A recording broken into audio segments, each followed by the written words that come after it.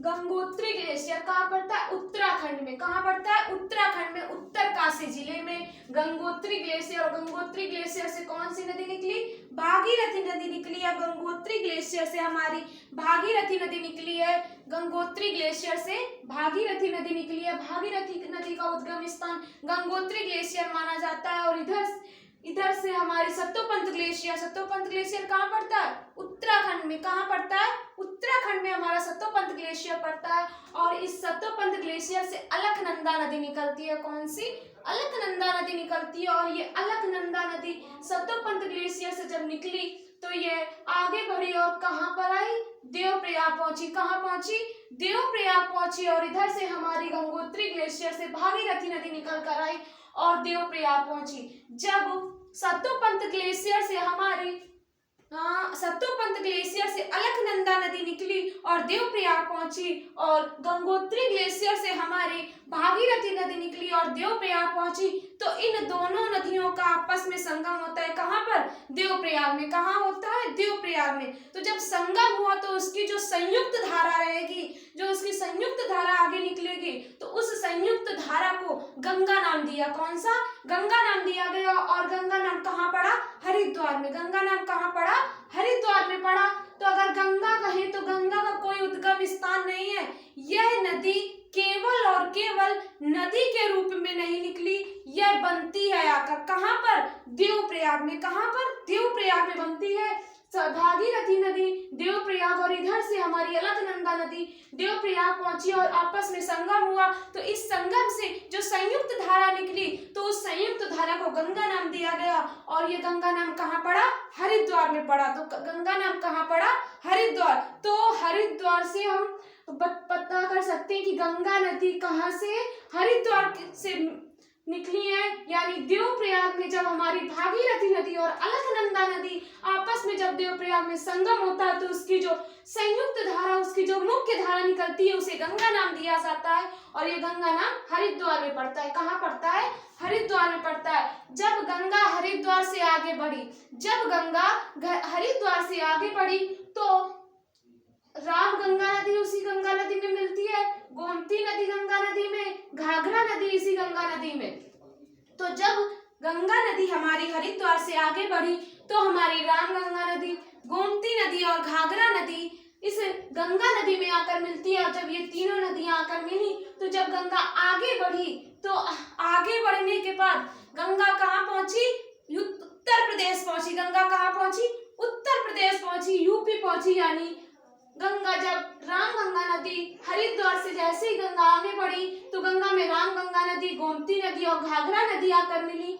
तो इन नदियों के मिलने के बाद जब गंगा आगे बढ़ी, उत्तराखंड से जब गंगा आगे बढ़ी तो उत्तराखंड से बढ़ने के बाद गंगा ने कहाँ एंट्री ली? यूपी में एंट्री ली। कहाँ? उत्तर प्रदेश पहुंची। और उत्तर प्रदेश पहुंचते ही गंगा किस एरिया में पहुंची? प्रयागराज में ही। इलाहाबाद में गंगा कहाँ पहुंची? इलाहाबाद में, प्रयाग वाले एरिया में पहुंची हमारी गंगा। और इधर से बंदरपुर श्रेणी जो कहाँ पड़ता है? उत्तराखंड में। बंदरपुर श्रेणी उत्तराखंड में हमारा यमुनोत्री ग्लेशियर पड़ता है। कौन सा?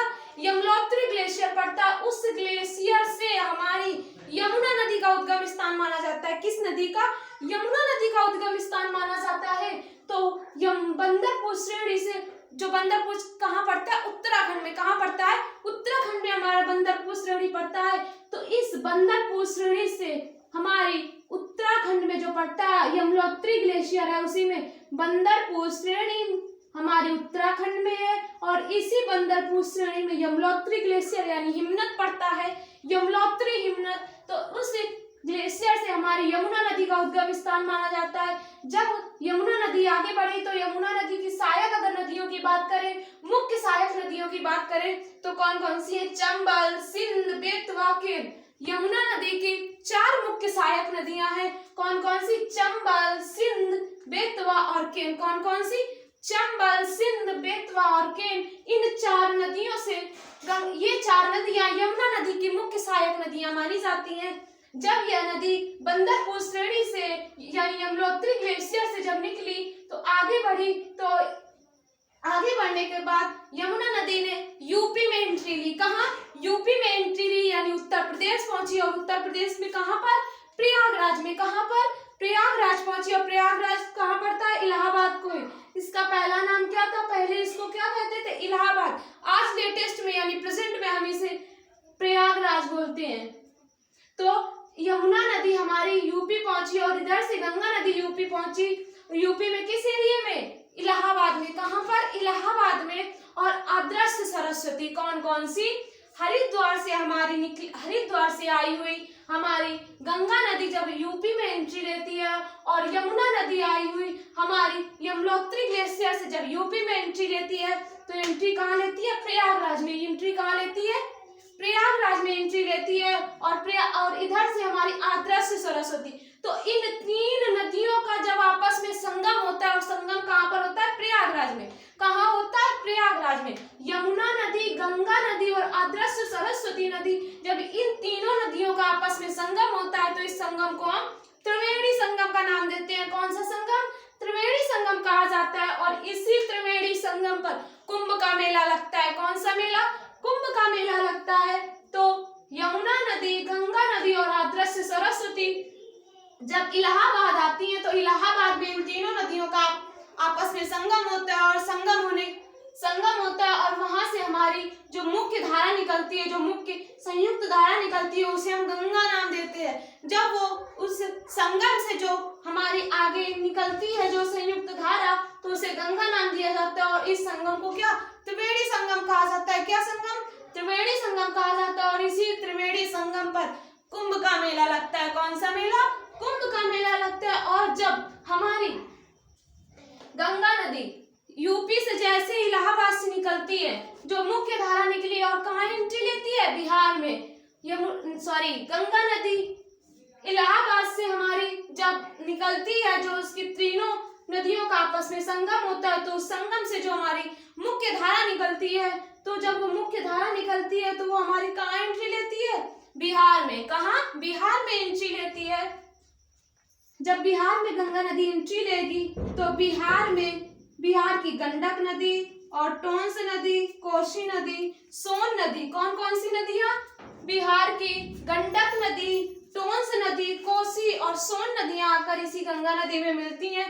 और सिक्किम से उद्गीत महानंदा नदी, कौन सी? सिक्किम से उद्गीत महानंदा नदी इसी गंगा नदी में आकर मिलती है। तो जैसे ही उत्तर प्रदेश से गंगा निकलती है और बिहार में एंट्री लेती है, तो बिहार में 4 नदियां इस गंगा नदी में आकर मिलती हैं। कौन कौन सी? गंडक नदी, टोंस नदी, कोसी नदी और सोन नदी। और सिक्किम से उद्गीत महानंदा नदी इसी गंगा नदी में मिलती है। जब यह गंगा नदी बिहार से होते हुए कहाँ पहुंचती है? पश्चिम बंगाल। कहाँ? पश्चिम बंगाल पहुंचती है। तो इसी गंगा नदी की एक धारा हुगली नदी के नाम से निकल जाती है। कहाँ पर? पश्चिम बंगाल में। तो जब गंगा नदी बिहार से आगे बढ़ी, और बिहार से आगे बढ़ने के बाद इसी गंगा नदी की एक धारा हुगली नदी के नाम से आगे बढ़ जाती है। और कहाँ बढ़ती है? पश्चिम बंगाल में। कहाँ पर? पश्चिम बंगाल में। और आगे चलकर छोटा नागपुर पठार में अपना मुहाना खोल देती है, अपना माउथ ओपन कर देती है। अब जब गंगा नदी की एक धारा हुगली नदी के नाम से पश्चिम बंगाल में निकल गई, तब गंगा आगे बढ़ती है। और आगे कहाँ पर बढ़ती है? बांग्लादेश में एंट्री लेती है। कहाँ पर? बांग्लादेश में एंट्री लेती है। और बांग्लादेश में जैसे एंट्री लेती है, तो इसी गंगा नदी को बांग्लादेश में भागीरथी के नाम से जाना जाता है। जैसे ही गंगा नदी बांग्लादेश में एंट्री लेती है, तो इसी गंगा नदी को बांग्लादेश में भागीरथी नदी के नाम से जाना जाता है। किस नदी से? भागीरथी नदी के नाम से जाना जाता है। अब तिब्बत के मानसरोवर झील के निकट, कौन? तिब्बत के मानसरोवर झील के निकट एक ग्लेशियर पड़ता। तिब्बत के मानसरोवर झील के निकट एक ग्लेशियर, एक हिमनद पड़ता है। कौन सा? आंग्सी ग्लेशियर। कौन सा? आंग्सी ग्लेशियर पड़ता है। और इसी ग्लेशियर से सांगपो नदी निकलती है। कौन सी? सांगपो नदी का उद्गम स्थान हमारा कौन सा है? आंग्सी ग्लेशियर है। आंग्सी ग्लेशियर से हमारी सांगपो नदी का उद्गम स्थान माना जाता है। और सांगपो नदी कहाँ से निकलती है? तिब्बत। तिब्बत कहाँ पड़ता है? चीन में। तिब्बत कहाँ पड़ता है? चीन में। तो तिब्बत के मानसरोवर झील के निकट आंगसी ग्लेशियर है, उस ग्लेशियर से हमारी सांगपो नदी निकलती है। कौन सी? सांगपो नदी निकलती है। और सांगपो नदी जैसे ही अरुणाचल प्रदेश में एंट्री लेगी, यानी हमारे भारत में एंट्री लेगी, तो सबसे पहले किस स्टेट में? अरुणाचल प्रदेश में एंट्री लेती है। कहां पर सांगपो नदी? अरुणाचल प्रदेश में एंट्री लेती है। और अरुणाचल प्रदेश में कहां से? नामचा बरुआ पर्वत में यांग दाब दर्रे से अरुणाचल प्रदेश में एंट्री लेती है। कहां पर? नामचा बरुआ पर्वत में यांग दाब दर्रे से हमारी सांगपो नदी अरुणाचल प्रदेश में एंट्री लेती है। और जब ये एंट्री लेती है तो इस सांगपो नदी को अरुणाचल प्रदेश में दिहांग नदी बोला जाता है। कौन सी? दिहांग नदी बोला जाता है। तो यांग दाब दर्रे से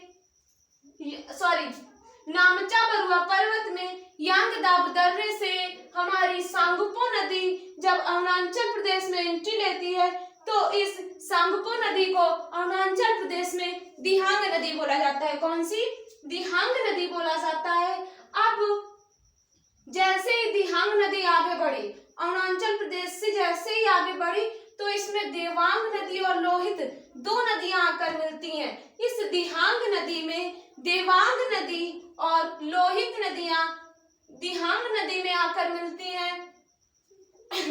तब अरुणाचल प्रदेश में जब दिहांग नदी में देवांग नदी और लोहित नदी आकर मिलेंगी, तब इस दिहांग नदी का अरुणाचल प्रदेश में ही ब्रह्मपुत्र नाम दिया जाता है। कौन सा?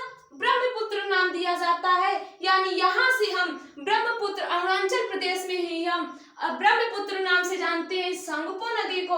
जब सांगपो नदी हमारी अरुणाचल प्रदेश में यांग दाब दर्रे से एंट्री लेती है तो इस नदी को दिहांग नदी कहा जाता है। और दिहांग नदी जैसे ही अरुणाचल प्रदेश से आगे बढ़ती है तो उसमें दो नदियां देवांग और लोहित नदियां आकर मिलती हैं। जब ये दोनों नदियां आपस में मिलेंगी, जब ये दोनों नदियां इस दिहांग नदी में मिलेंगी, तो यह दिहांग नदी उसी स्थान से, उसी जगह से हमारी अरुणाचल प्रदेश में ही ब्रह्मपुत्र नदी के नाम से जानी जाएगी। किस नदी से? ब्रह्मपुत्र नदी के नाम से जानी जाएगी। और यही ब्रह्मपुत्र नदी जब आगे बढ़ती है, अरुणाचल प्रदेश से जैसे ही आगे बढ़ती है, तो इसी ब्रह्मपुत्र नदी पर दुनिया का सबसे बड़ा नदी निर्मित द्वीप माजुली द्वीप बनाया गया है। इसी ब्रह्मपुत्र नदी पर दुनिया का सबसे बड़ा नदी निर्मित द्वीप माजुली द्वीप बनाया गया है। और जब यह ब्रह्मपुत्र नदी कहां पर एंट्री लेगी? बांग्लादेश में। अरुणाचल प्रदेश से होते हुए यही ब्रह्मपुत्र नदी जब हमारी बांग्लादेश में एंट्री लेगी, तो बांग्लादेश में इसी ब्रह्मपुत्र नदी को जमुना नदी के नाम से जाना जाएगा। किस नदी से? जमुना नदी के नाम से जाना जाएगा। ब्रह्मपुत्र नदी अरुणाचल प्रदेश से जैसे ही बांग्लादेश में एंट्री लेती है, हमारी अदर कंट्री यानी बांग्लादेश में एंट्री लेती है, तो इस बांग्लादेश में ब्रह्मपुत्र नदी को जमुना नदी के नाम से जाना जाता है। किस नदी से? जमुना नदी के नाम से जाना जाता है। और इधर से हमारी आई भागीरथी नदी।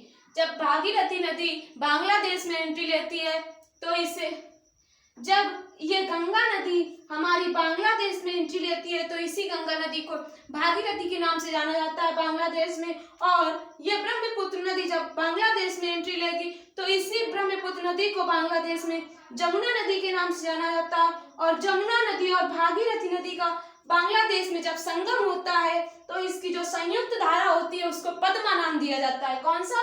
पद्मा नदी का नाम दिया जाता है। तो हमारी भागीरथी नदी और जमुना नदी का जब आपस में संगम होता है, संगम कहाँ पर? बांग्लादेश में होता है। तो जब संगम होता है तो इसकी संयुक्त धारा को पद्मा नाम दिया जाता है। कौन सा? पद्मा नाम दिया जाता है। और यही पद्मा बांग्लादेश से जब आगे बढ़ती है, तो बांग्लादेश की मेघना नदी और बराक नदी इसी पद्मा नदी में आकर मिलती हैं। और जैसे ही पद्मा बांग्लादेश से आगे बढ़ेगी, तो यही पद्मा नदी सुंदरवन डेल्टा का निर्माण करेगी। और यह सुंदरवन डेल्टा कौन सा? दुनिया का सबसे बड़ा डेल्टा है, दुनिया का सबसे बड़ा डेल्टा। और यही पद्मा जब बांग्लादेश से आगे बढ़ती है, तो बांग्लादेश से आगे बढ़ने के बाद यह बंगाल की खाड़ी में अपना माउथ ओपन कर देती है, यानी मुहाना खोल देती है। यही पद्मा जब आगे बढ़ती है बांग्लादेश से तो यह बंगाल की खाड़ी में गिरती है, यानी मुहाना खोल देती है, बंगाल की खाड़ी में अपना माउथ ओपन कर देती है, अपना माउथ ओपन कर देती है। और इसी पद्मा नदी पर जब हमारी माउथ ओपन करती है तो यही दुनिया का सबसे बड़े डेल्टा सुंदरवन डेल्टे का फॉर्मेशन करती है। किसका? सुंदरवन डेल्टे का फॉर्मेशन करती है यही पद्मा नदी। हमारी आगे जब हमारी गिरती है बंगाल की खाड़ी में अपना मुहाना खोलती है तो यह दुनिया के सबसे बड़े सुंदरवन डेल्टा का फॉर्मेशन करती है।